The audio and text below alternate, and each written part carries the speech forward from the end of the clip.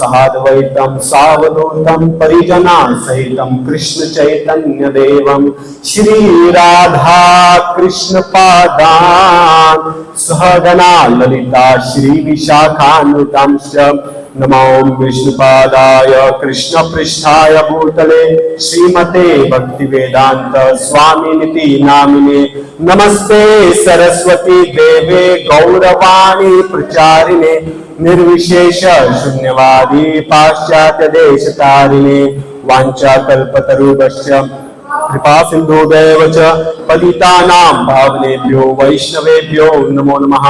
नमो महावदन्याय कृष्ण प्रेम प्रदायते कृष्णाय कृष्ण चैतन्य नामिने गौरतिशे नमः। हे कृष्ण करुणा सिंधु दीन बंधु जगतपते गोपेश गोपिका कांता राधा कांता नमोस्तुते तप्त कांचना गौरांगी राधे वृंदावनेश्वरी वृषभानुसुते देवी प्रणमामि हरि प्रिये।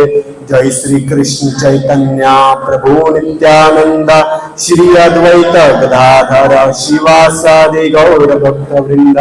हरे कृष्णा कृष्णा कृष्णा हरे हरे हरे राम राम राम हरे हरे।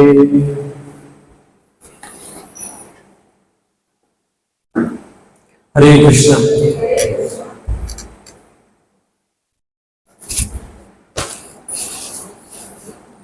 तो बहुत बहुत अच्छा लग रहा है इस कार्तिक मास के पर्व पे हमें सत्संग करने का सुअवसर प्राप्त हो रहा है। तो सभी भक्तगण कार्तिक यात्रा में गए तो सारे प्रभु जी वगैरह परम पूज्य राधानाथ स्वामी महाराज की कार्तिक यात्रा इस बार मायापुर में थे।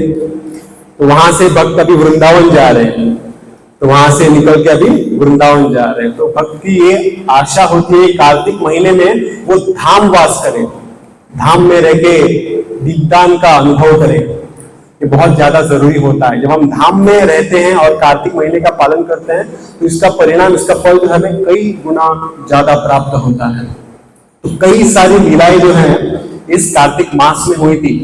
तो मैं जब कार्तिक यात्रा में था तो लगभग यात्रा 7 दिन की थी। वहां पर कितने भक्त थे पता है आपको? 10,000। तो महाराज प्रवचन दे रहे थे, पंडाल लगभग 100 मीटर था और वहां पे प्रोजेक्टर्स, बड़े बड़े स्पीकर्स ऊपर से लगाए गए थे। और महाराज, मतलब अगर आपने कभी देखा होगा तो कार्तिक यात्रा बहुत फेमस है। हमारा जो कार्तिक यात्रा है उसमें किचन जो होता है 10,000 लोगों का, 10,000 भक्तों का वहां पे भोजन बनता है। कितने? 10,000। हम घर में कितने लोगों के लिए बनाते हैं? 4-5 लोग, कभी 10 लोग। प्रोग्राम में अगर यहाँ पे बनाना हो तो 80-100 लोगों के लिए बनता है हमारे आश्रम में। उसमें भी इतना कष्ट होता है, इतना परिश्रम होता है। वहां पर कितना? 10,000 भक्तों के लिए। तो एक मूविंग किचन है, बड़े बड़े क्रेन्स लाए जाते हैं, बड़े बड़े बर्तन। तो ऐसा माना जाता है कि अगले कार्तिक यात्रा की तैयारी अभी कार्तिक खत्म होती हो जाती है। तो इतना परिश्रम उठाना पड़ता है एक कार्तिक यात्रा के लिए। 10,000 संख्या में भक्त, और महाराज स्वयं आए हैं क्योंकि महाराज का जो संग है वो दुर्लभ होता है। तो महाराज प्रवचन देना चालू करते हैं पहले दिन और सारे स्पीकर हैं वो काम करना बंद करते हैं। तो पहले दिन क्या होता है? पहले दिन क्या हो गया? महाराज बैठ गए 10,000 की संख्या में भक्त और स्पीकर नहीं चल रहा है। तो सब लोग बोल रहे हैं सुनाई नहीं दे रहा है, सुनाई नहीं दे रहा है दूर दूर से। तो पहले दिन का जो प्रवचन है महाराज को रद्द करना पड़ा, मतलब उन्होंने दिया नहीं। उसके बदले में कीर्तन किया, वो भी बहुत ही मधुर था। लेकिन पहले दिन महाराज की कथा नहीं हो पाई क्योंकि स्पीकर ने काम नहीं किया। तो महाराज ने बस इतना कहकर बंद किया, वो बोले यहां पर 10,000 श्रोता हैं। कितने हैं? 10,000। 5,000 वर्ष पहले नैमिषारण्य में जब कथा सुनाई जा रही थी भागवतम की, अनेक अनेक ऋषि जब कथा सुन रहे थे नैमिषारण्य में, सूत गोस्वामी जब कथा बोल रहे थे तो वहां पर सामने 80,000 ऋषि मुनि बैठे थे। कितने? 80,000। और तब ना माइक था, ना स्पीकर थे, ना माइक्रोफोन था।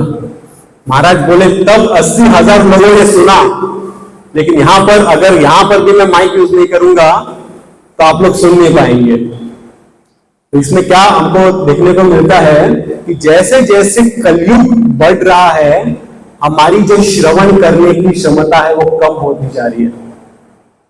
देखिए 5,000 वर्ष पहले सूत गोस्वामी बोले 80,000 ऋषि मुनियों ने सुना और कभी बोले नहीं, लेकिन यहां पर हमें क्या बड़े बड़े माइक्रोफोन लगाने पड़ रहे हैं। तो दूर दूर से ऋषि मुनि सुन रहे थे जो सूत गोस्वामी कह रहे थे, हर एक शब्द स्पष्ट रूप से। लेकिन अभी आज के जमाने में माइक्रोफोन, स्पीकर इत्यादि लगते हैं। तो ऐसा कहकर महाराज ने वहां पे कथा रोक दिया, लेकिन पूरे जो सिचुएशन था उसका सार हमें दे दिया कि हमारी जो श्रवण करने की क्षमता है उसको हमें बढ़ाना पड़ेगा। हमें निर्भर नहीं रहना है किसी पे। पहले के जमाने में हम क्या करते थे, 2-2 घंटे के लेक्चर्स, और महाराज भी पहले लेक्चर्स देते थे सच में लंबे 3, 4, 5 घंटा लेक्चर बिना रुके, और भक्त लोग सुनते भी थे। हाँ, हम भी सुनते थे, कभी कभी 1-1.5 घंटे का लेक्चर हम भी सुनते थे। आजकल क्या रील्स है 30 सेकेंड्स टक टक टक टक। तो इसमें क्या हो रहा है, मनुष्य की जो स्थिति है वो और कमजोर हो रही है। अभी बड़े बड़े लेक्चर्स नहीं सुनना है, बस एक रील देखना है 30 सेकेंड्स 1 मिनट का। तो इस प्रकार से तो हमारी जो श्रवण करने की क्षमता है, जैसे कलयुग बढ़ रहा है, कम होती जा रही है, इसको हमें बढ़ाना है। और हम कैसे बढ़ा सकते हैं? भागवत कथा का लाभ लेकर, श्रीमद् भागवतम का पठन करके। तो मैं कह रहा था कि कार्तिक महीने में बहुत सारी लीलाएं भगवान ने की है। कृष्ण की बहुत सारी लीलाएं, जैसे गोवर्धन उठाया है, रास लीला हो और माखन चोर की लीला हो, दामोदर लीला, यह सब कार्तिक महीने में हुआ था। एक और बहुत ही सुप्रसिद्ध लीला इस कार्तिक महीने में हुई थी, वो क्या है? गजेंद्र मोक्ष। आप लोगों ने सुना है? तो बहुत ही सुंदर लीला है। और यहां पर बाद में जब गजेंद्र अपनी स्तुति को प्रस्तुत करता है, गजेंद्र अपनी प्रार्थनाएं को अर्पण करता है, तब कृष्ण भगवान विष्णु बोलते हैं जो भी इन प्रार्थनाओं का गायन करता है उसे मृत्यु के बाद निश्चित रूप से भगवत धाम की प्राप्ति होती है। तो ये आशीर्वाद है, जो भी गजेंद्र की स्तुति को दोहराएगा, पुनः गायन करेगा, उसे इसी जन्म के बाद भगवत धाम की प्राप्ति होती है।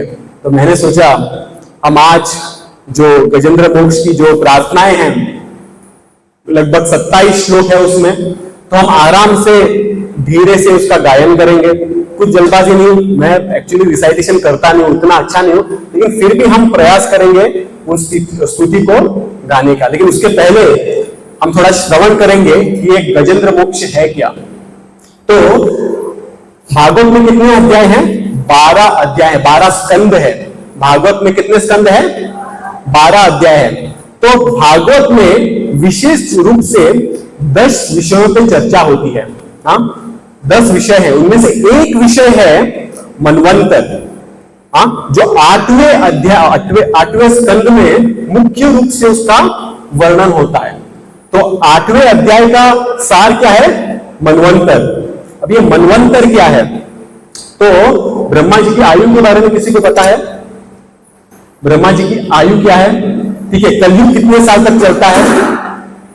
4,32,000 वर्ष। हाँ, ये कलयुग है। उसके बाद पहला युग कौन सा आता है? द्वापर, वो लगभग 8 लाख। उसके पहले त्रेता, वो लगभग 12 लाख। उसके बाद उसके पहले सत्य युग, वो लगभग 16 लाख। तो ये सारे युग मिलके एक कल्प बनता है, एक दिव्य युग बनता है। हाँ, इसको चतुर्युग कहते हैं। तो ऐसे जो 1000 दिव्य युग होते हैं वो एक कल्प होता है। एक युग में सत्य युग, त्रेता, द्वापर, कली, एक युग हो गया, एक दिव्य युग हो गया। ऐसे 1000 दिव्य युग जब बनते हैं तो एक कल्प होता है। और ये एक कल्प मतलब ब्रह्मा जी का एक दिन है। आप समझ सकते हैं, ब्रह्मा जी का एक दिन क्या है? 1000 दिव्य युग। और एक युग में कलयुग, द्वापर, त्रेता, सतयुग सब मिला के ऐसे 1000 दिव्य युग जब बनते हैं तो ब्रह्मा जी का एक दिन है। और ब्रह्मा जी के एक महीने में 30 दिन रहते हैं। और ब्रह्मा जी के एक साल में 12 महीने रहते हैं, और ब्रह्मा जी ऐसे 100 साल तक जीते हैं। तो ये ब्रह्मा जी की आयु है जो भागवत वर्णन करता है। हाँ, तो इस ब्रह्मा जी की जो आयु होती, ब्रह्मा जी का जो एक कल्प होता है, एक दिन होता है ना ब्रह्मा जी का, उसमें 14 मनु शासन करते हैं। मनु मतलब मनुष्य से ये शब्द आया है। मनुष्य शब्द कहां से आया है? मनु कहते हैं हमारे पूर्वज, जहां से मनुष्य की उत्पत्ति हुई है उसे कहते हैं मनु। और ब्रह्मा जी के एक दिन में 14 मनु होते हैं। कितने? 14 मनु। और इसमें से 6 मनु ऑलरेडी हो चुके हैं, हम 7वें मनवंतर में हैं। सबसे पहला जो मनु था वो थे स्वयंभू मनु। कौन थे? स्वयंभू मनु। उसके बाद दूसरे मनु आए, तीसरे, चौथे, पांचवें, छठे, और अभी हम 7वें मनवंतर में हैं। तो जो भागवतम का 8वां स्कंद है उसमें सुखदेव गोस्वामी परीक्षित महाराज को वर्णन कर रहे हैं भगवान की अलग अलग लीलाएं अलग अलग मनवंतर में।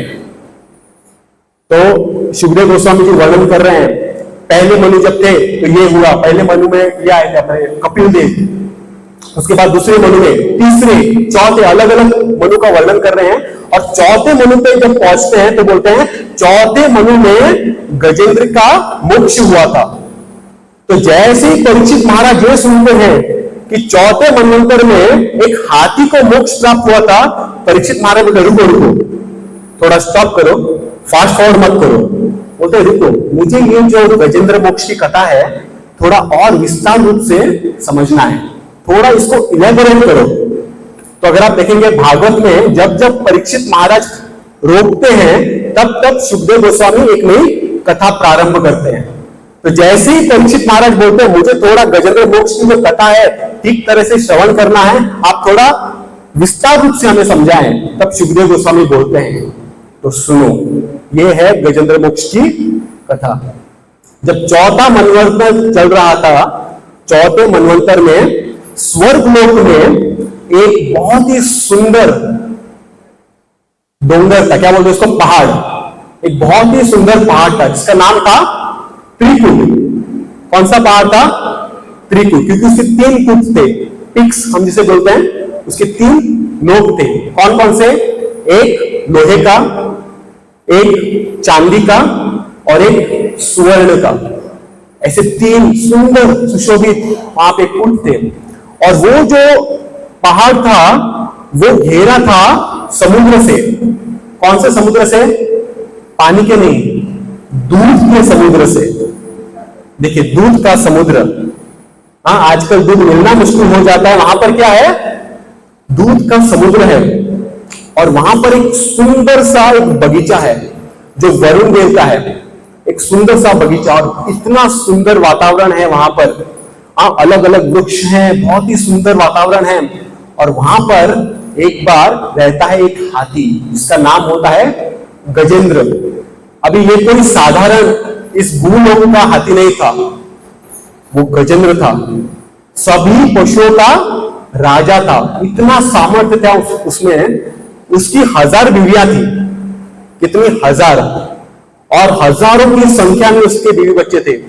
तो वर्णन आता है जब गजेंद्र चलता था ना, तो हम क्या होता था, चलते चलते कोई एक बहुत बड़ा वृक्ष आया तो गजेंद्र अपना रास्ता नहीं बदलता था, उस वृक्ष को उखाड़ कर फेंक देता था। तो ये उसका अभिमान था, ये उसकी ताकत थी। गजेंद्र आगे चलता था, उसके पीछे उसकी 100 बीवियां चलती थी, और उसके साथ साथ उसके हजारों में बच्चे। जब गजेंद्र चल रहा है ना, सब लोग भयभीत होते थे, बड़े बड़े सिंह भी डर जाते थे। अब गजेंद्र आ रहा है, कहीं फूंक मार दिया तो उड़ जाएंगे। इतना ताकत, इतना सामर्थ्य था गजेंद्र में। हाँ, और थोड़ा अभिमान भी था उसे, इसलिए क्या करता था, चलता था, कभी अपना रास्ता नहीं बदलता था। थोड़ा छोटा पर्वत भी आ जाए तो पर्वत को ही हटा देता था। इतना सामर्थ्य था गजेंद्र में, कोई साधारण हाथी नहीं था। तो बाद में एक बार क्या होता है, वहां पर एक सुंदर सा तालाब था, सुंदर सा तालाब। तो गजेंद्र ने सोचा चलो तालाब में जाएंगे, हाँ, और थोड़ा मस्ती करेंगे, जैसे हम लोग जाते हैं ना पिकनिक में, स्विमिंग पूल नहाने के लिए। तो गजेंद्र भी, उसके लिए हर रोज पिकनिक था क्योंकि सभी लोग उसे करते थे। तो बोले थोड़ा मस्ती करेंगे, तो उतरता है एक तालाब में, और तालाब में उतर के हाथी क्या करते हैं, हाथी बाद में सूंड से पानी लेते हैं, फेंकते, जैसे हम तालाब में जाते हैं ऐसे पानी में फेंकते हैं, तो वैसे वो भी मस्ती में थे, पानी फेंक रहे थे ऐसे अपनी बीवियों पर, अपने बच्चों पर। बीवियां हंस रही थी, हाँ, जो उसके छोटे छोटे बच्चे थे जूनियर गजेंद्र, वो भी मस्ती में थे, बहुत ही अच्छा मजा आ रहा था। लेकिन जब गजेंद्र इस तालाब में उतरा, गजेंद्र इतना विशाल था कि पूरे तालाब में हलचल मचने लगी, और उस तालाब की गहराई में एक मगरमच्छ रहता था, हाँ, और गजेंद्र उसको कुछ पड़ा नहीं था, वो कितने ही मगरमच्छ को ऐसे मार सकता था। तो गजेंद्र ने कभी सोचा नहीं था कि वो मगरमच्छ इतनी हिम्मत करेगा उसको पकड़ने के लिए। गजेंद्र चलता रहा, वो मस्ती करता रहा, इस मगरमच्छ को गुस्सा आ गया, और ये मगरमच्छ भी बहुत ही शक्तिशाली था। तो इस मगरमच्छ ने हाथी के गजेंद्र के पैर को जकड़ लिया। तो गजेंद्र ने सोचा कोई चींटी चुभ रहा है मुझे, इतना बड़ा था, बोला ध्यान नहीं दिया, अपने मस्ती में मग्न था, पानी फेंक रहा था, खेल रहा था। बाद में धीरे धीरे मगरमच्छ ने अपना पंजा कसा, तो थोड़ा और खींचूंगा, और खींचने लगा। बाद में गजेंद्र को लगा अरे कुछ तो गड़बड़ है, हाँ, थोड़ा परेशानी हो रहा है। बाद में मगरमच्छ ने और फंसा, गजेंद्र और भयभीत हो गया, क्या हो रहा है। तो गजेंद्र को पता चल गया कुछ तो खतरा है, और बाद में उसे पता चलता है कि एक मगरमच्छ ने आके उसका जो पैर है वो जकड़ लिया है, उसको खींच रहा है। हाथी कितना भी बलवान क्यों ना हो, लेकिन वो बलवान होता है धरती पे, लेकिन समुद्र का राजा तो मगरमच्छ है, हाँ। हाथी कितना भी अच्छा तगड़ा क्यों ना हो, तो धरती पे कोई भी आता उसको मार देता, लेकिन समुद्र में मगरमच्छ को पोषण मिलता है, क्योंकि हाथी जो जानवर है वो धरती का जानवर है। तो मगरमच्छ अपना पंजा कसते रहा और खींचने लगा। तो गजेंद्र को समझ में आ गया अभी लड़ाई करनी पड़ेगी, तो गजेंद्र भी लड़ने लगा। गजेंद्र लड़ रहा है, मगरमच्छ लड़ रहा है, एक दूसरे को खींच रहे हैं। गजेंद्र बाहर आने का प्रयास कर रहा है, गजेंद्र अपने सगे संबंधियों को देख रहा है, पापा बचाओ। तो सगे संबंधी बस देख रहे हैं, अरे क्या हो रहा है, कुछ तो गड़बड़ है, लेकिन कोई मदद के लिए नहीं आ रहा है। गजेंद्र बेचारा अकेला चिल्ला रहा है, और मगरमच्छ और पंजा कस रहा है। गजेंद्र भी कोशिश कर रहा है, लेकिन कुछ भी नहीं हो रहा है। क्यों? क्योंकि हाथी की कमजोरी होती है, वो जैसे पानी में होता है उसको पोषण नहीं मिलता है, तो वो कमजोर होते जाता है, और मगरमच्छ जो है वो शक्तिशाली होते हुए जाता है। तो मगरमच्छ जो है अपना पंजा कसता है, गजेंद्र को डुबाता है, गजेंद्र बाहर आता है। ऐसी खतरनाक भयानक लड़ाई होती है 1000 वर्षों के लिए। कितने वर्षों के लिए? 1-2 घंटे नहीं, 1000 वर्षों के लिए लड़ाई होती है, इतनी भयानक लड़ाई। और बाद में गजेंद्र को समझ में आता है कि ये सारे मेरे जो सगे संबंधी हैं, ये कोई मुझे बचाने के लिए नहीं आएगा, हाँ। तो बाद में गजेंद्र के मुख से सुंदर प्रार्थनाएं निकलती हैं जो भगवान विष्णु को आकर्षित करती हैं। और ये सुंदर प्रार्थनाएं ऐसे ही नहीं निकलती है, ये जो गजेंद्र हाथी था इसकी एक पूर्व जन्म की कथा होती है। ये जो गजेंद्र था वो अपने पूर्व जन्म में एक राजा था जिसका नाम था इंद्रद्युम्न। इसका क्या नाम था? इंद्रद्युम्न। और बहुत ही अच्छा भक्त था, बहुत अच्छी भक्ति करता था, बहुत ही अच्छी साधना करता था। एक दिन वो ध्यान में मग्न था और अपना जो ध्यान था वो विष्णु पे आकर्षित किया हुआ था, ध्यान कर रहा था विष्णु पे। और ऐसे में एक ऋषि मुनि आते हैं जिसका नाम होता है अगस्त्य। अगस्त्य ऋषि के बारे में सुना है आपने? तो अगस्त्य मुनि आते हैं, और अगस्त्य मुनि जब आते हैं तो देखते हैं ये जो इंद्रद्युम्न है ध्यान में मग्न है। अभी मान लो यहां पर कोई बड़े साधु आए तो सबसे पहला हमारा कर्तव्य क्या है? उठकर उन्हें दंडवत करना, प्रणाम करना, ये एटिकेट है, करना ही चाहिए। कोई साधु आता है तो उसे प्रणाम करना चाहिए। लेकिन यहां पर इंद्रद्युम्न ने सोचा, वो तो ध्यान में था, उसकी आंखें भी बेचारे की बंद थी, तो उसने दंडवत किया नहीं। अगस्त्य मुनि को गुस्सा आ गया, बोलते अरे ये तो मंद बुद्धि है, इसको इतना भी नहीं पता कि जब कोई अंदर ऋषि मुनि आए तो उसे दंडवत करना चाहिए, ये मंद बुद्धि है। एक हाथी जैसा है, हाथी को मंद बुद्धि भी कहा जाता है, हाँ, उनमें थोड़ा दिमाग कम होता है, इसलिए मंद बुद्धि है। इसलिए वही पर से श्राप देते हैं कि अगले जन्म में आप हाथी बनोगे। तो इस श्राप के कारण इंद्रद्युम्न जो एक महान भक्त था, वो अगले जन्म में उसका जन्म होता है एक हाथी के वेश में, और वो गजेंद्र बनता है, इतना शक्तिशाली हाथी बनता है। लेकिन भगवान कृष्ण गीता में क्या बोलते हैं, हम अगर किसी भी जन्म में थोड़ी सी भी भक्ति करते हैं, हम यदि भूल जाए तो भगवान नहीं भूलते हैं। क्यों? भगवान सबके हृदय में परमात्मा के रूप में स्थित हैं, वो हमें याद कराते हैं। आज हम सब लोग भक्ति में हैं, भक्ति कर रहे हैं, इसका एकमात्र केवल कारण यह है कि पुनर्जन्म में, पिछले जन्म में हमने कुछ ना कुछ भक्ति किया था, कुछ साधु संग किया था, कुछ भगवान का प्रसाद लिए थे, जो आज हमें भक्ति के रूप में यहां पर मिल रहा है। भक्ति ऐसे ही नहीं मिलती, भक्ति करने के लिए बहुत पुण्य कमाने पड़ते हैं, और फिर जाके हमको भक्ति प्राप्त होती है, फिर जाके साधु संग प्राप्त होती है। तो इसीलिए इंद्रद्युम्न एक महान भक्त थे, लेकिन वो उनका पतन हो जाता है, हाथी बन जाते हैं एक श्राप के कारण, लेकिन फिर भी भगवान को नहीं भूलते हैं। तो ये जो प्रार्थना है अपने पिछले जन्म में उन्होंने की होती है भगवान से, वो उन्हें याद आती है, और वो सुंदर प्रार्थनाएं अर्पण करते हैं। और इसलिए बहुत ही सुंदर प्रार्थना, इतनी सुंदर प्रार्थना अर्पण करने के बाद भगवान जो है प्रसन्न हो जाते हैं। तो सबसे पहला सीख हमें क्या मिलता है, हम जो भक्ति करते हैं हमारे किसी भी जन्म में, उसका कभी नाश होता नहीं है। एक सुंदर कथा आती है आगे चलकर भागवतम में, भरत महाराज की। आप जानते हैं भरत महाराज, हमारे इतिहास में 3 भरत महाराज बहुत ही प्रसिद्ध हुए। हाँ, पहले तो है, एक तो भरत महाराज है, दूसरे भरत महाराज जो रामचंद्र जी के छोटे भाई थे, और तीसरे भरत महाराज जो हैं वो हैं ऋषभ देव जी के 100 पुत्र होते हैं, उनमें से सबसे बड़ा पुत्र होता है भरत महाराज। वो इतने अच्छे राजा थे कि उनकी जो प्रजा थी, उन्होंने इस पृथ्वी का ही नाम भारतवर्ष रख दिया, इस राजा के नाम पर, भरत महाराज।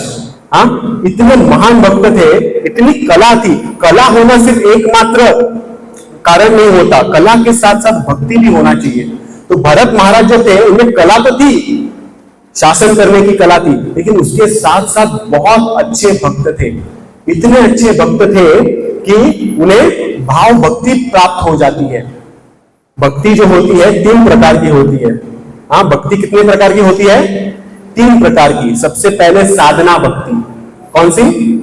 साधना भक्ति या विधि भक्ति जो हम करते हैं। हाँ, उसके बाद आती है भाव भक्ति, जब हम भाव से भगवान को बुलाते हैं। अभी वो भाव थोड़ा मिसिंग है, अभी थोड़ा क्या सिर्फ काउंटिंग चलता है अपना, करते रहेंगे, अपराध नहीं करेंगे तो बात। और भाव भक्ति के बाद जब अग्रसर हो जाते हैं तो प्रेम भक्ति तीसरा स्थान है। कहीं जगह पे भगवान कहते हैं कि जो मेरी भक्ति को प्राप्त करता है वो इस संसार में लौट कर नहीं आता है, या फिर उसका पतन नहीं होता है। तो कौन से भक्ति की बात कर रहे हैं? प्रेम भक्ति। यहां पर वो प्रेम भक्ति की बात कर रहे हैं। और बाद में जब भगवत गीता में कृष्ण बताते हैं कि किसी भी भक्त का पतन हो जाता है तो पुनः भक्ति में आता है वापस, तो वो जो भक्ति है वो साधना भक्ति है। क्योंकि प्रेम भक्ति को प्राप्त करके किसी का पतन नहीं हो सकता, लेकिन साधना भक्ति में पतन हो सकता है। इसलिए हम देखते हैं कई बार बहुत सारे लोग आते हैं सत्संग में, माला भी जप करना चालू करते हैं, 16 माला तक भी पहुंच जाते हैं, लेकिन कंटिन्यू नहीं कर पाते, पतन हो जाता है। क्यों? अभी तक हम साधना भक्ति में थे। लेकिन साधना भक्ति ठीक तरह से करेंगे तो हमको एक और स्तर आगे जाने का मौका मिलेगा, जो होता है भाव भक्ति। यहां पर हम जब हरे कृष्ण महामंत्र का जप करते हैं, हमें भाव मिलता है, भाव उत्पन्न होता है, हमारे रोंगटे खड़े हो जाते हैं। अभी हम आस्वादन कर पा रहे हैं क्या? नहीं, अभी सिर्फ नींद आता है। अभी जब किया तो केवल नींद आता है, लेकिन बाद में एक आकर्षण उत्पन्न होता है। तो भाव भक्ति के स्तर पे थे भरत महाराज।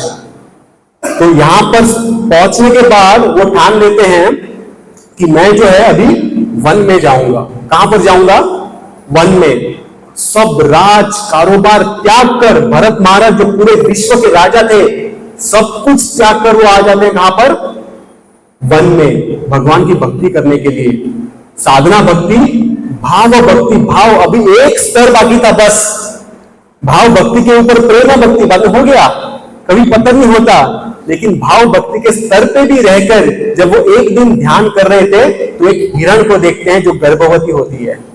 वो हिरण दौड़ती है और उसके पीछे पीछे सिंह दौड़ रहा होता है उस हिरण को खाने के लिए, और क्योंकि वो गर्भवती होती है जब वो दौड़ती है उसके वो एक हिरण को जन्म देती है, और बाद में उस शिशु को वहीं पे डालकर वो जो हिरण है दौड़ती है और सिंह उस हिरण को खा जाता है।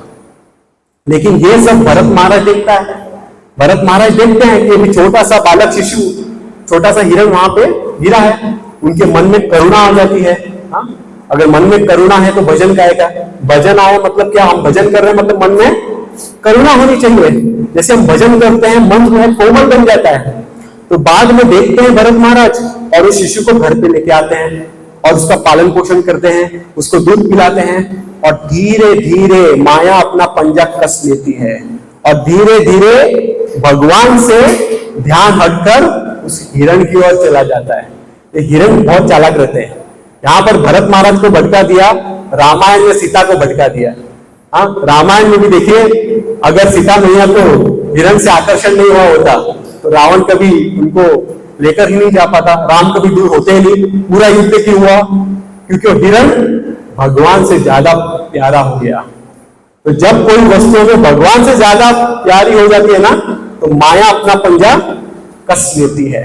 तो यहाँ पर हिरण प्यारा हो गया, भरत महाराज को धीरे धीरे हरे कृष्ण महामंत्र थोड़ा कम हो गया। पहले 16 कर रहे थे, अभी 12 हो गया, 8 हो गया। ये पूरा टाइम कहां पर? हिरण पे चला गया, पूरा वक्त हिरण पे। एक दिन हिरण घूम गया, उनको इतना टेंशन होने लगा, इतना ध्यान मग्न हो गए, मेरा कहां गया हिरण, कहां गया हिरण। और इस अवस्था में उन्होंने अपने प्राण को त्यागा, क्योंकि मरते समय उनको हिरण का स्मरण हो रहा था, अगला जन्म उनको हिरण का मिला। देखिए, मतलब भाव भक्ति के स्तर पे रह के कहां हिरण की योनि में आ गए। लेकिन ये कोई साधारण हिरण नहीं था, याद था, भगवान की भक्ति की थी, रोते थे, क्या कर दिया मैंने। अरे 4 दिन घर पे लाते, बाद में छोड़ देते, कहां पर लेकर बैठ गए। और दूसरा कारण यह था उनकी पतन का कि अकेले थे। उनको क्या लगा, मैं अकेले जाकर भक्ति करूंगा। अगर एक शिष्य भी बना लेते, साधु संग करते, तो वो उनको बोलते, अरे भरत महाराज क्या कर रहे हो, ऐसा नहीं होता, अभी छोड़ दो, 4 दिन पालन पोषण करके छोड़ दो, अभी भगवान की भक्ति में पुनः स्थिर हो जाओ। तो ये होता है सत्संग में आने का लाभ। तो बार बार भक्त हमको बताते हैं, बहु भक्ति करना है, भक्ति करना है। तो भरत महाराज ने सत्संग नहीं किया, तो ये भी एक कारण रहा उनके पतन का। अगला जन्म बनते हिरण का बहुत रोते हैं कि मैं कहां से कहां पहुंच गया। लेकिन भक्ति की थी तो बाद में वो आत्महत्या कर लेते हैं, प्राण को त्याग देते हैं समुद्र में जाके, और अगले जन्म में वो जड़ भरत बनते हैं, जिसकी कथा हम रविवार को करेंगे। तो बाद में वो भगवान को प्राप्त करते हैं, क्योंकि उन्हें पता था मैंने क्या गलती की है। तो उसी प्रकार से गजेंद्र को भी यहां पर पता था कि मैंने क्या गलती की है। तो यहां पर इस कष्टदायक परिणाम में उन्हें वो याद आता है, सुंदर प्रार्थनाएं वो अर्पण करते हैं, जो हम अभी गाएंगे। देखिए, सुंदर प्रार्थनाएं, अगर हर एक श्लोक आप पढ़ेंगे ना, हर एक श्लोक पे एक पूरा क्लास हो सकता है, इतना सुंदर है। तो वो हम बाद में चर्चा करेंगे, लेकिन 10 मिनट के लिए मैं यहाँ पर वो पढ़ने का प्रयास करूंगा। इन प्रार्थनाओं के वरदान है कि जो भी इन प्रार्थनाओं को गाएगा निरंतर रूप से, मृत्यु के बाद उसे भगवत धाम की प्राप्ति होगी। तो आप सब लोगों से निवेदन है, इन कार्तिक मास में हम इस गजेंद्र मोक्ष की स्तुति अभी गाने वाले हैं, थोड़ा ध्यान से आप पढ़िएगा। मैं भी आपके साथ प्रयास करूंगा पढ़ने के लिए। तो व्हाट्सएप पे आपको भेजा होगा गजेंद्र मोक्ष स्तुति, प्रार्थनाएं जो गजेंद्र अर्पण करते हैं भगवान को। मिल गया सबको?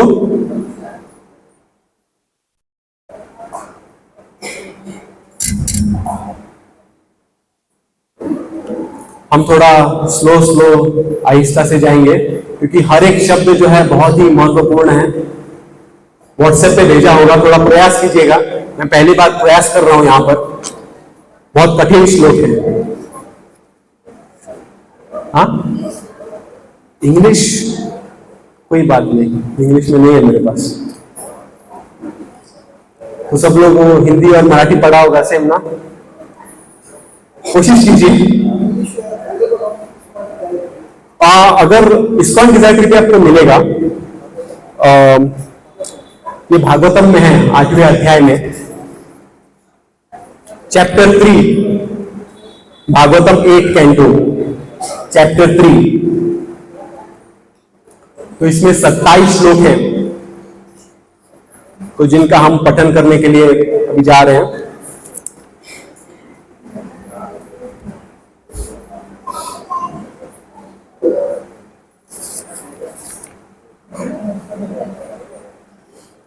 तो सभी लोग तैयार हैं? तो मुझे थोड़ा मेरा सपोर्ट दीजिएगा, ठीक है?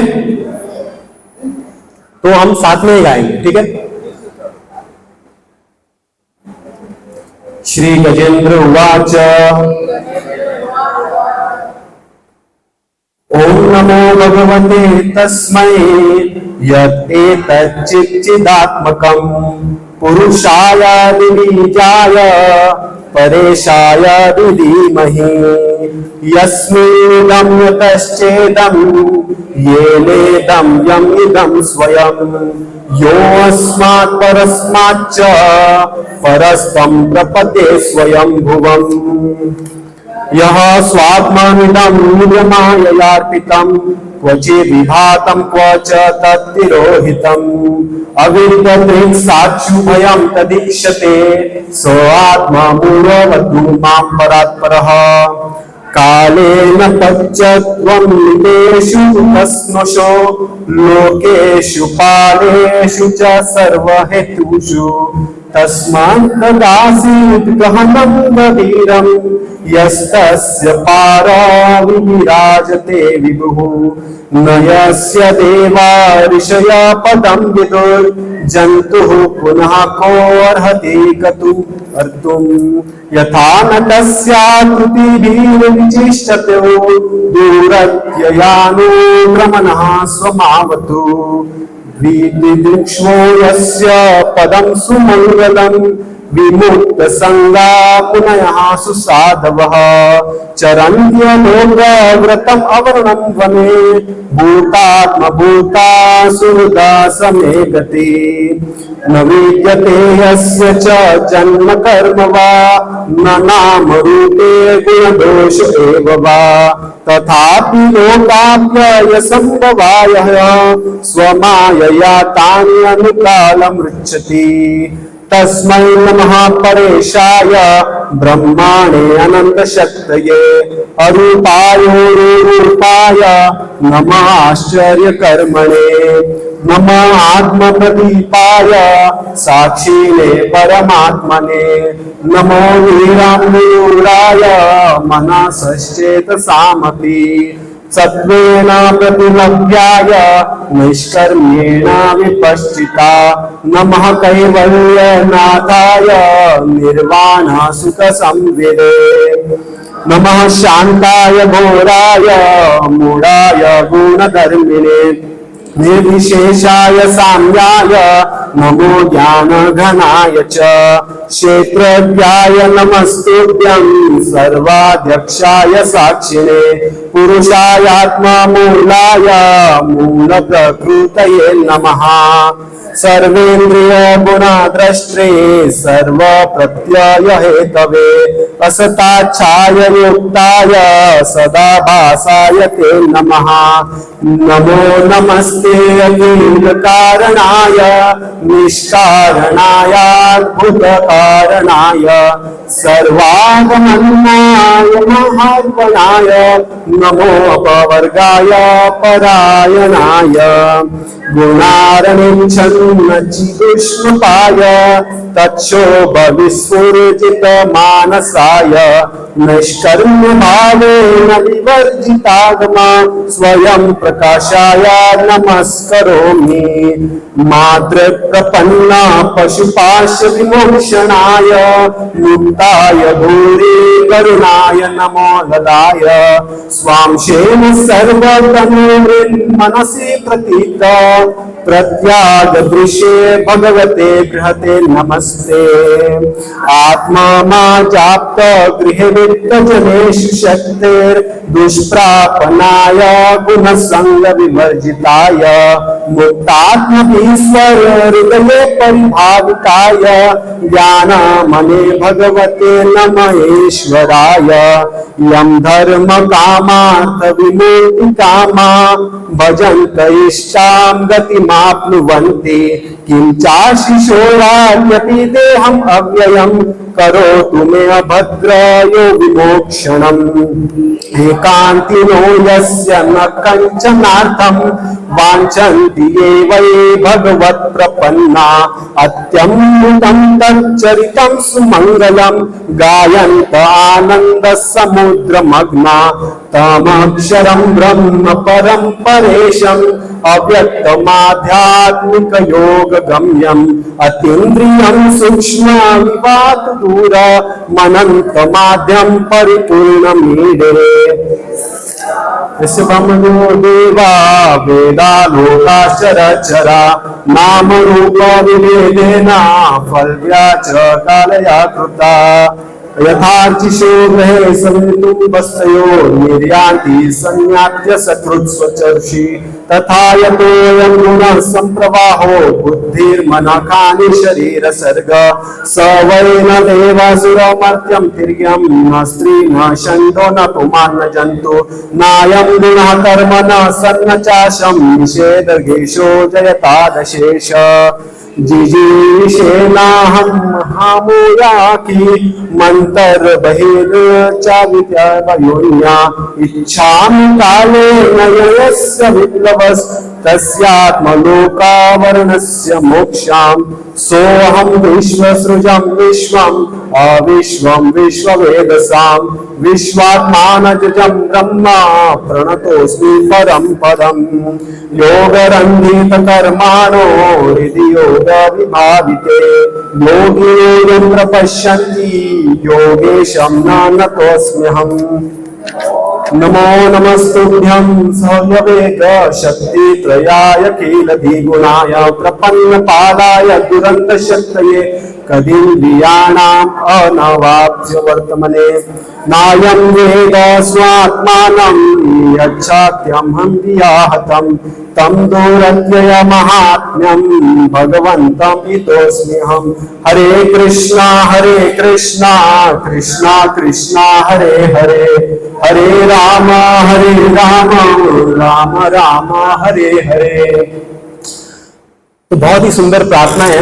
मेरी थोड़ी कमियां हैं श्लोक के उच्चारण में, लेकिन बहुत ही सुंदर प्रार्थना है। जब गजेंद्र भगवान को बोलते हैं, प्रार्थना करते हैं, तो इन प्रार्थनाओं में अगर आप देखेंगे ना, तो इन प्रार्थनाओं में कहीं भी गजेंद्र ने हरि नाम का उपयोग नहीं किया है, कृष्ण के नाम का उपयोग नहीं किया है, राम को नहीं बुलाया है, विष्णु को नहीं बुलाया है, वराह को नहीं बुलाया है। तो यहां पर बार बार क्या बोल रहे हैं? भगवान भगवान बोलते हो। भगवान मेरी मदद करो, मुझे बचाओ, मुझे बचाने के लिए कोई नहीं आ रहा है, अभी आप एक केवल मेरा सहारा हो। तो इस प्रकार से जब गजेंद्र को पता चलता है कि अभी उसकी रक्षा करने के लिए कोई नहीं आ रहा है, अपने पुनर्जन्म के ज्ञान की वजह से वो भगवान को बुलाता है, बोलते हे प्रभु अभी मेरी रक्षा करने के लिए कोई नहीं आ रहा है, ना मेरे सगे संबंधी आ रहे हैं, ना कोई देवता आ रहे हैं, लेकिन अभी आप मेरी मदद करो।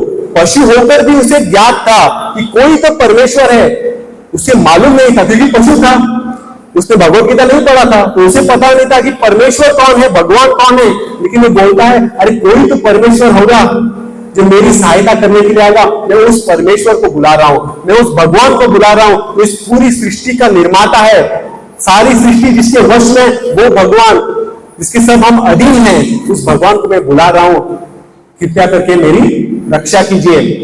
जैसे ही सुंदर प्रार्थनाएं विष्णु सुनते हैं गजेंद्र के मुख से कि भगवान को बुला रहे हैं, विष्णु बोलते हैं गरुड़ आ जाओ, और मन के गति से वैकुंठ से विष्णु गरुड़ पर आते हैं और अपने सुदर्शन चक्र से उस मगरमच्छ का गला काट देते हैं और बाद में गजेंद्र को अपनी बाहों में लेते हैं, आलिंगन करते हैं और गजेंद्र को सहलाते हैं, बोलते हैं, हे गजेंद्र, कहीं मुझे देरी तो नहीं हो गई ना आने में, आपको कष्ट नहीं हुआ ना? तो इस प्रकार से गजेंद्र को सहलाते हैं, उन्हें आनंद देते हैं, और बाद में विष्णु गजेंद्र को लेकर भगवत धाम लौट जाते हैं। तो इस प्रकार से एक हाथी को भगवत धाम की प्राप्ति हो जाती है। क्यों? क्योंकि उसने निसहाय अवस्था में भगवान को बुलाया, नाम लेकर नहीं बुलाया, बेचारा पशु था, कहां पर नाम लेता।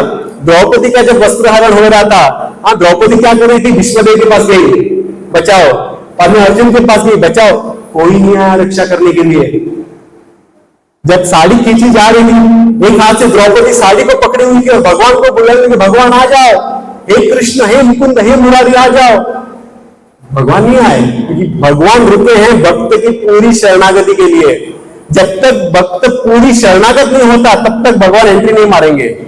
हमको क्या लगता है हम उस परिस्थिति को सुधार सकते हैं, भगवान बोले ठीक है सुधारो। लेकिन जब जब भक्तों को समझ में आता है भगवान की शरण के अलावा और मेरे पास कोई उपाय नहीं है, जब द्रौपदी उस एक हाथ को भी छोड़ती है और दोनों हाथों से उठाकर हे कृष्ण, हे मुकुंद, हे मुरारी को पुकारती है, तब भगवान जाकर आते हैं और द्रौपदी के साड़ी के रूप में विस्तारित होते हैं। तो भगवान रुकते हैं भक्त की पूरी शरणागति के लिए, तब तक भगवान जो है जीवन में नहीं आते। उसी प्रकार से गजेंद्र को लगा मैं सुधार सकता हूं, मेरे पास बल है, मैं मगरमच्छ को मार सकता हूं। लेकिन उसे जब समझ में आता है कि अभी मेरे पास कुछ बल नहीं है, मेरे सगे संबंधी मुझे अभी नहीं बचाने वाले हैं, तब जाकर जब वो विष्णु को गरुड़ पे देखता है, वहां पर एक सुंदर से कमल होते हैं उस तालाब में, वो कमल का फूल निकाल के विष्णु को अर्पण करता है और विष्णु जो है उस मगरमच्छ का गला काट देते हैं। और ये भी जो मगरमच्छ था कोई साधारण मगरमच्छ नहीं था, साधारण होता तो गजेंद्र मार देता, लेकिन ये जो मगरमच्छ था इसे भी पता था, ये भी रुका था भगवान के हाथों मरने के लिए। क्योंकि ये जो मगरमच्छ था वो एक गंधर्व था स्वर्गलोक में, एक श्राप के कारण वो मगरमच्छ बना हुआ था। उसे पता है गजेंद्र को पकड़ूंगा तो भगवान आके गला काट देंगे और मुझे भी मोक्ष मिलेगा, तो इसीलिए वो मगरमच्छ भी बहुत चालाक था। तो इस प्रकार से गजेंद्र को मुक्ति मिलती है, मुक्ति नहीं उसे भगवत धाम प्राप्त होता है। देखिए गजेंद्र की इस लीला से कितना कुछ सीखने को है। गजेंद्र बेचारा एक पशु, भगवान का नाम ले सकता है क्या? वो नहीं ले सकता, लेकिन उसको भी भगवत धाम प्राप्त हो जाता है। हाँ, शास्त्र में बताया गया है भगवान की भक्ति करने के लिए कम से कम मानव जीवन तो चाहिए भगवान का नाम लेने के लिए। लेकिन भगवान यहाँ पे बोल रहे हैं मानव जीवन भी नहीं चाहिए, मानव जीवन भी नहीं चाहिए। भक्ति जो है कर्म के सिद्धांतों को लांघती है। बोले मानव जीवन क्या, मैं तो पशु का भी उद्धार कर लेता हूं। और हम कह रहे हट्टे गट्टे मनुष्य, खाते पीते, भगवत गीता भी पढ़ रहे हैं, माला भी जप कर रहे हैं, लेकिन हमारे पास क्या होता है? समय का अभाव है। इतना सब ज्ञान है, इतना सब हमारे पास उपलब्ध है, लेकिन हम कहां पर ठीक तरह से भगवान पे शरणागत नहीं हो पा रहे। तो इस लीला से भगवान को बोल रहे हैं देखो वो पशु था, उसने भी भगवान को प्राप्त कर लिया शरणागति से, और हम मनुष्य पीछे रह गए। तो सबसे पहला सीख क्या है? पहला सीख जो हमें गजेंद्र मोक्ष लीला से प्राप्त होती है वो कि हम जब कभी भक्ति करते हैं, थोड़ी सी भी भक्ति करते हैं, तो वो भक्ति का कभी नाश नहीं होता। गजेंद्र ने भक्ति की थी, इसीलिए उसका उद्धार हो पाया। अपने पिछले जन्म में उसने भक्ति की थी, इसलिए उसका उद्धार हो पाया। सबसे पहला सीख। दूसरा सीख क्या है? दूसरा सीख कि पशु होकर अगर भगवान की प्राप्ति कर सकता है तो हम तो बेचारे मनुष्य ठहरे। और तीसरा सीख क्या है पता है? देखो जब गजेंद्र की ये लीला हो रही थी, सारे तो गजेंद्र की जब लीला हो रही थी तो सारे जो देवता गण ऊपर से 1000 वर्षों तक देख रहे थे। मतलब उनको पता था गजेंद्र फंसा है, लेकिन वो लोग रुके थे, अरे मुझे बुलाओ थोड़ा, मैं आता हूं मदद करने के लिए। इंद्र, चंद्र, सूर्य, ब्रह्मा वो देख रहे थे, वाह क्या झगड़ा है, लेकिन वो रुके थे, मुझे बुलाएगा मैं जाऊंगा। लेकिन गजेंद्र ने किसको बुलाया? उस परम पुरुषोत्तम भगवान को बुलाया। जैसे ही भगवान को संबोधित किया, तुरंत विष्णु के पास समाचार पहुंच गया, विष्णु आ गए। और जैसे ही विष्णु आ गए तो ये सारे देवी देवता आश्चर्य में बोले, इस हाथी की प्रार्थना में विष्णु आ गए। बोले हमसे बहुत बड़ा अपराध हो गया, हमने पहले बचा लेना चाहिए था इसे। तो ऐसा सोचने लगेगा। जब विष्णु आए तो सारे देवी देवता आए प्रणाम करने के लिए कि हे प्रभु हमें क्षमा कर दो। हम रुके थे अहंकारवश कि गजेंद्र हमको बुलाएगा और हम आएंगे उसकी रक्षा करने के लिए, लेकिन गजेंद्र ने बार बार किसको संबोधित किया? उस परम पुरुषोत्तम भगवान को, इसीलिए हम नहीं आए। तो इसीलिए जब मृत्यु का समय आएगा ना, तो कोई देवी देवता भी नहीं आएगा, कोई देवी देवता भी नहीं आएगा। मुझे आज भी याद है जब मेरी माँ चली गई थी और मैं श्राद्ध कर रहा था, तो प्रार्थनाएं अर्पण हो रही थी। तो वो जो पंडित है मुझे कह रहे थे हम विष्णु से प्रार्थना करेंगे मेरी माँ की मोक्ष के लिए, ऐसे बोल रहे थे। और वो उनको समझा रहे थे, वो बोल रहे थे देखो ये जो मोक्ष का डिपार्टमेंट है वो केवल विष्णु के पास है, अन्य किसी देवी देवता के पास ये मोक्ष का डिपार्टमेंट नहीं है। ऐसे नहीं कि आप गणेश के भक्त हो, गणेश जी आ जाएंगे आपको मोक्ष, नहीं। आप गणेश के भक्त हो सकता है आपको गणेश लोक प्राप्त हो जाए जो कि इसी भव संसार में है।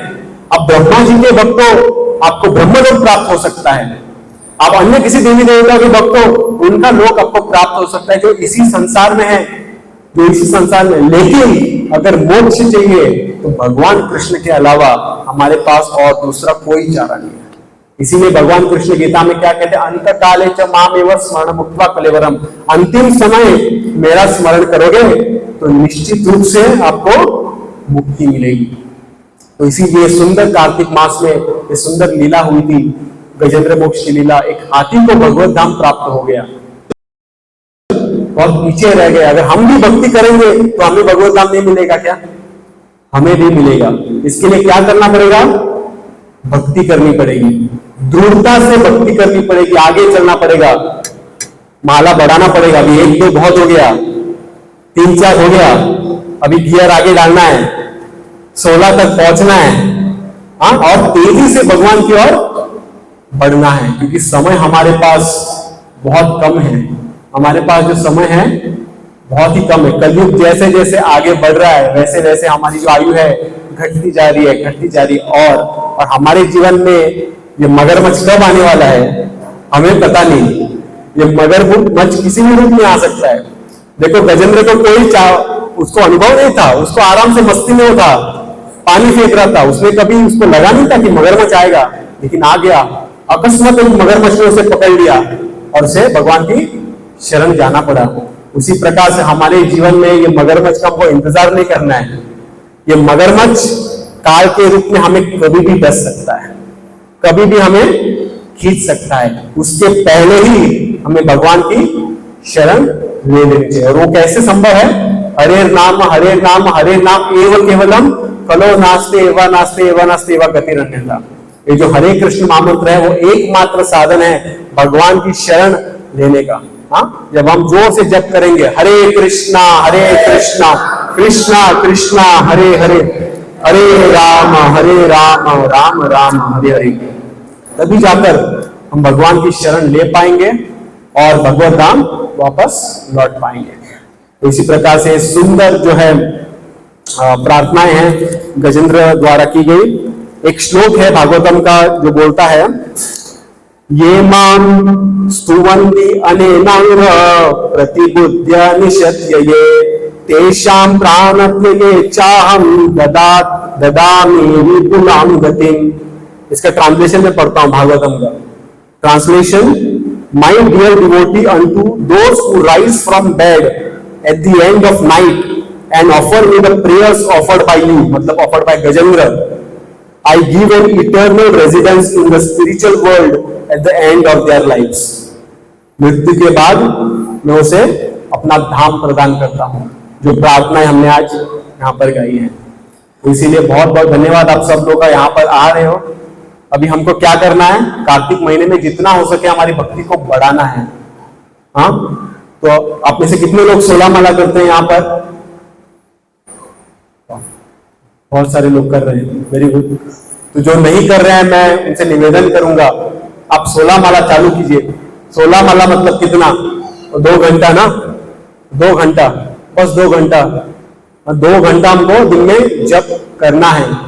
देखिए हम जो भी कर रहे हैं 24 घंटों में हम जो भी कर रहे हैं सब कुछ नाश्वर है, सब कुछ एक ना एक दिन जाने वाला है। और जो हमको कभी नहीं छोड़ने वाला है वो हम नहीं करते। उसके लिए सबसे कम समय हम काम जाते हैं, डिग्री प्राप्त करते हैं, पैसा कमाते हैं, खाना पकाते हैं, ये सब एक ना एक दिन जाने वाला है कि नहीं? एक ना एक दिन जाएगा। लेकिन जो हरे कृष्ण महामंत्र हम जप करते हैं, ये हमारा इटर्नल अकाउंट है।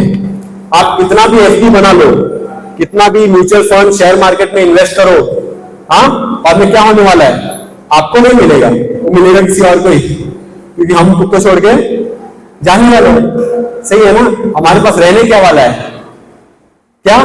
तो शिव जी कहते हैं अपनी पत्नी पार्वती से, उमा कहूं अनुभव में अपना, सत हरि भजन जगत सब सपना। इस संसार में सत्य क्या है? सत हरि भजन। हम राम नाम सत्य कितनी बार सुने हैं, हाँ, राम नाम सत्य, राम नाम सत्य, केवल एक सत्य है, जगत सब सपना, बाकी अन्य तो सपने समान है। हाँ, जो भी कार्य हम करते हैं एक ना एक दिन उसका अस्तित्व नष्ट हो जाता है। रात को हम सपना देखते हैं, सुबह होते ही वो सपने का अस्तित्व रहता है क्या? नहीं रहता। उसी प्रकार से हम जो भी कार्य करते हैं मृत्यु के बाद उसका अस्तित्व नहीं रहता। लेकिन जो हरि भजन करते हैं वो हमारी सहायता करता है। तो ऐसे बहुत सारी कहानियां हैं भागवतम में। अगर आपको रुचि उत्पन्न करनी है ना, तो आप भागवत खोल के पढ़िए। ऐसी इतनी कहानियां, केवल भागवत पढ़ने से आपको वो शक्ति प्राप्त होती है। क्योंकि भागवत क्या है? भागवत कृष्ण का अवतार है, ग्रंथावतार श्रीमद् भागवतम। भगवान कृष्ण जब एक ग्रंथ के रूप में अवतार लेते हैं, श्रीमद् भागवत बनते हैं। ये साधारण ग्रंथ नहीं है। तो ये जब आप पढ़ेंगे तो भक्ति में तीव्र रूप से आप प्रगति करेंगे। इसलिए आप सबका बहुत बहुत धन्यवाद। एक सुंदर सी लीला है, इसमें सीखने लायक बहुत कुछ है, इसमें ध्यान करने लायक बहुत कुछ है, इसमें प्राप्त करने लायक भी बहुत कुछ है।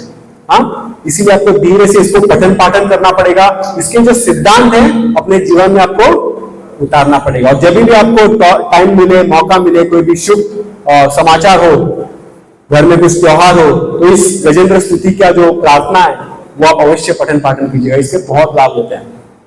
ठीक है? भक्ति भाव से इन्हें प्रार्थना अर्पण कर सकते हैं। भगवान को बहुत अच्छा लगता है ये स्तुति। इसलिए भागवत में आप देखेंगे अलग अलग स्तुति है। कुंती की स्तुति है, कुंती अपनी प्रार्थनाएं अर्पण करते हैं, गजेंद्र करते हैं, विदुर जी करते हैं। महान जो भागवत है वो प्रार्थनाओं को अर्पण करता है। यही प्रार्थना जब हम गाते हैं, हमको भगवान की कृपा प्राप्त होती है। ठीक है? हरे कृष्णा। कल ही जो है श्रील प्रभुपाद जी का तिरुभाव दिवस था। हाँ, तो मैं मायापुर से आ गया, मंडे को ही पहुंच गया। उसके अगले दिन ही श्रील प्रभुपाद जी का तिरुभाव दिवस था। तो आप सब लोगों को मैं निमंत्रण देता हूं, ये शनिवार को हम आल्फान प्लाजा में मना रहे हैं प्रभुपाद जी तिरुभाव दिवस। प्रभुपाद जी ने कार्तिक महीने में अपने शरीर को छोड़ा था। तो प्रभुपाद जी ने हमको सिखाया है कि हमको प्राण कैसे त्याग है। देखिए, बहुत से लोग चाहते हैं कि मैं सीखूं आर्ट ऑफ लिविंग, लेकिन यहां पर शास्त्र हमको बता रहा है आर्ट ऑफ डाइंग, मरना कैसे। ये भी बहुत सीखने लायक है। आज जिएंगे तो सब लोग, लेकिन मरना कैसा है। हाँ, इसीलिए आर्ट ऑफ डाइंग हमको श्रील प्रभुपाद जी सिखाते हैं। तो श्रील प्रभुपाद जी के आखिरी समय में उनसे पूछा गया, प्रभुपाद जी कुछ इच्छा है क्या? बोलते हैं ना, आपकी आखिरी इच्छा क्या है? सब लोगों से पूछा जाता है आपकी आखिरी इच्छा क्या है। तो प्रभुपाद जी से पूछा गया, आपकी आखिरी इच्छा क्या है प्रभुपाद जी? प्रभुपाद जी बोले, कुछ इच्छा नहीं। प्रभुपाद जी क्या बोले? कुछ भी इच्छा नहीं है, बस। तो ये जो महाभागवत होते हैं, अंतिम समय में उनकी कोई इच्छा नहीं होती। लेकिन आप पूछो, अगर आप किसी बुजुर्ग से पूछो, बोलेगा नहीं मुझे ये घर चाहिए, वो ये चाहिए, सब कुछ याद आता है उसको। कुछ खाना है, कुछ पीना है, सब मांगता है वो। आपको अनुभव होगा, तो सब कुछ मांगता है। मुझे ये खाना था, मुझे वो खाना था, मुझे यहाँ पर जाना था, मेरा इच्छा था मैं थोड़ा बंगले में रहूं, मैं थोड़ा अच्छा BMW चलाऊं। ऐसे अलग अलग इच्छाएं होती जो आती है, सच में आती है, जो आपसे मांगते भी हैं। लेकिन जो महाभागवत होते हैं बोलते हैं कुछ इच्छा नहीं, मतलब इस संसार में मेरी कुछ भी इच्छा नहीं है। तो प्रभुपाद जी हमें सिखा रहे हैं कैसे हमें इस शरीर को त्यागना है। भगवान का स्मरण करते करते प्रभुपाद जी ने कार्तिक मास में वृंदावन धाम में अपने शरीर को छोड़ा और पुनः भगवत धाम लौट गए। तो वो दिन कल था, तो हम मना रहे हैं इस शनिवार को, क्योंकि बहुत से लोग यात्रा में हैं। तो आप सब लोगों को मैं निमंत्रण देता हूँ, इस शनिवार को आइएगा। 4-5 भक्त जो है प्रभुपाद जी की स्तुति करेंगे। तो उसके बाद मंगलाचरण होगा, गुरु पूजा होगी और हम जय अनिल प्रेम धन गाएंगे। ठीक है? हरे कृष्णा। तो मैं आशा करता हूं कि जो भक्त माला नहीं करते हैं या 2 या 3 माला कर रहे हैं, वो अपनी माला को बढ़ाएंगे और 16 माला तक बहुत शीघ्र से शीघ्र पहुंचेंगे। प्रयास कीजिए, हाँ, प्रयास से ही सब कुछ संभव है। ये दामोदर लीला आप देख रहे हैं ना, यशोदा माई कृष्ण को बांध क्यों पाई? केवल प्रयास से। जब कृष्ण देखते हैं यशोदा माई प्रयास कर रही है मुझे प्राप्त करने की, तो कृष्ण बोले ठीक है बांध लो। तो उसी प्रकार से जब हम प्रयास करेंगे तो भगवान हमको सुविधा देंगे। हम प्रयास ही नहीं करेंगे, इच्छा ही नहीं है, तो कभी आगे बढ़ नहीं पाएंगे। ठीक है, हरे कृष्णा। तो अभी हम दामोदर अष्टकम करेंगे और सभी भक्त जो है दीप अर्पण करेंगे।